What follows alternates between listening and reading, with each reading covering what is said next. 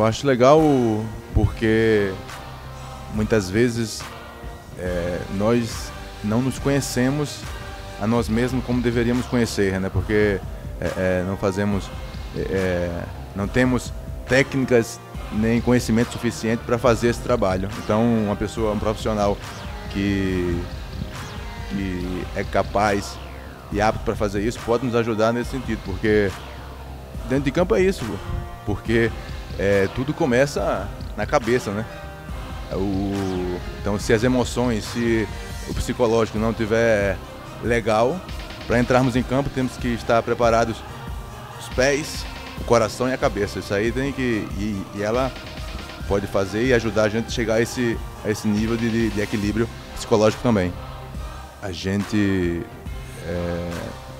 sabe que o time está muito bem entrosado, muito bem definido e é difícil entrar numa vaga no time titular, porque o time está realmente muito bem encaixado. Mas o nosso objetivo que não estamos jogando é sempre de jogar. Nós queremos jogar e isso é positivo para o grupo. Brasil,